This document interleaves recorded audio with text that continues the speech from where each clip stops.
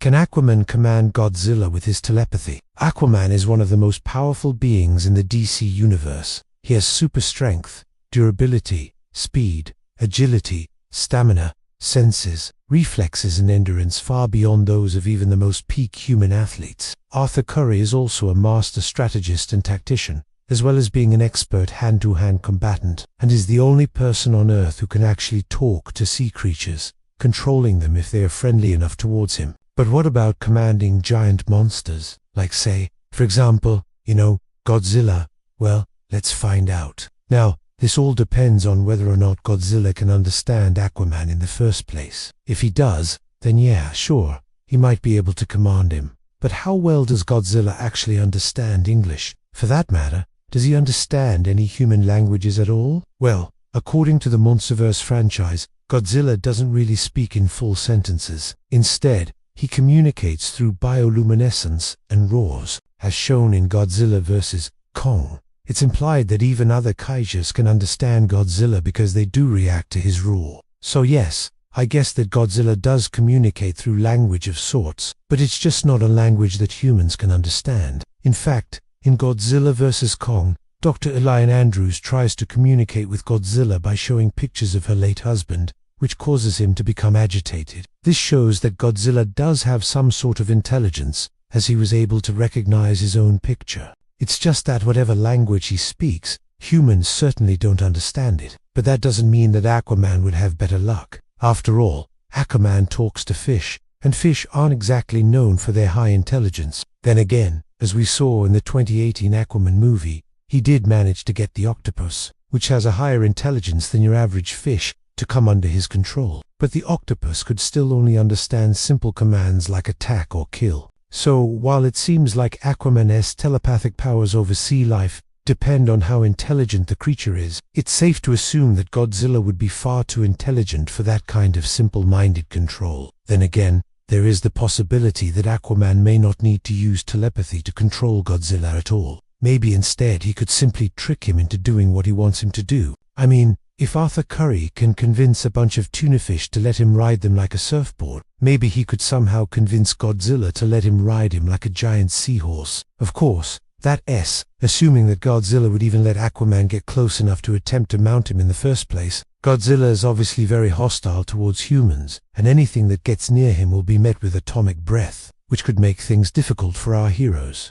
But assuming that Aquaman could get past Godzilla's defenses, there is always the option of trying to calm him down. In the comics, Aquaman has been shown to be able to soothe angry whales by calming the waters around them, so maybe he could try something similar with Godzilla. But in reality, it's unlikely that this would work considering that Godzilla is already very hostile towards humans. In fact, he destroyed an entire city block just to show Kong what he was made of. It's safe to say that Godzilla's anger issues are a little more serious than just being annoyed by a nearby boat. If all else fails, though, Aquaman does have one more trick up his sleeve, and that's his trident. While it doesn't normally work on sea creatures, the trident is a powerful enough weapon that even sharks won't mess with it. Maybe if he threatens to harm himself with it, Godzilla would back off. But unfortunately, even if Godzilla were to back off, there is no way he would listen to a guy in a green hat and orange shorts telling him what to do. In fact, he would probably laugh at him. So now that we've determined that Aquaman would be able to control Godzilla through language or tricks, the next question is whether or not he could control him through sheer force of will. The answer to this question really depends on how exactly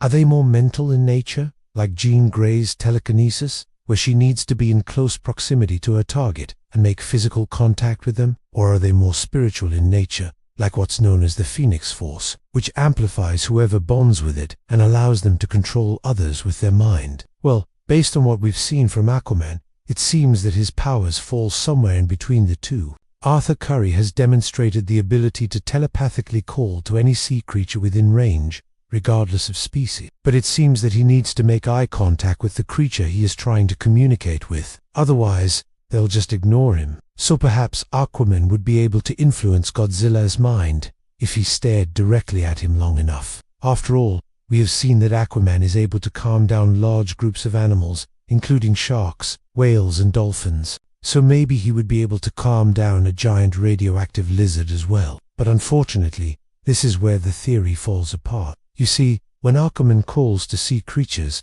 they seem to want to help him because they like him. They view him as a friend. But Godzilla doesn't view Aquaman as a friend. He's probably scared of him, so he wouldn't listen to him at all, let alone attack the thing that's calling him a mean name. Another problem with this theory is that while Aquaman is the king of Atlantis, he doesn't actually rule over all sea life. In fact, he's actually more of a diplomat than a conqueror, often seeking peaceful resolutions to conflict before resorting to violence. And he's done this even with creatures that are naturally aggressive, such as sharks. Now, sure, he is strong enough to overpower them, but he much prefers to appeal to their intelligence instead. In fact, he actually saved a shark's life once by helping it remove a net that had been stuck on it. So even if Aquaman did have the power to control Godzilla, he probably wouldn't use it. And yeah, this makes sense, considering that Godzilla is a force of nature, an atomic-powered behemoth whose very existence is tied to the health of the planet itself. Controlling him would be like trying to control the weather. Sure, you might be able to temporarily manipulate it in small ways, but you'd never be able to truly control it, and attempting to do so could have disastrous consequences. So does this mean that Aquaman couldn't ever hope to control Godzilla? Not quite. You see, there is always the possibility that if he bonded with Godzilla on a deeper level, they could somehow merge together, becoming one being with two minds working in unison. This is what happened when Aquaman merged with the consciousness of the ocean itself in Justice League. Aquaman and the entire DC universe were nearly destroyed by the villain Black Manta, but in a last-ditch effort to save them, Aquaman dove into the trench and merged with the ocean's consciousness, becoming its new avatar. Suddenly imbued with all of the powers of the ocean, Aquaman was able to defeat Black Manta and save the day. But this wasn't without its side effects. Aquaman soon began to lose his humanity, becoming more like a god than a man, and it took the combined efforts of his friends to pull him back from the brink. So while it is possible that Aquaman could bond with Godzilla and gain control over him, it would likely come at a great cost to himself and possibly to the world as well. Ultimately, the question of whether or not Aquaman could control Godzilla comes down to the old "does the power of friendship really work" trope, and I'm afraid to say that I am not qualified to answer that question. So who do you think would win in a fight, Aquaman or Godzilla? And how do you think Aquaman could control Godzilla? Let me know in the comments below. And if you enjoyed this video, please like and subscribe to support my channel. Thanks for watching. See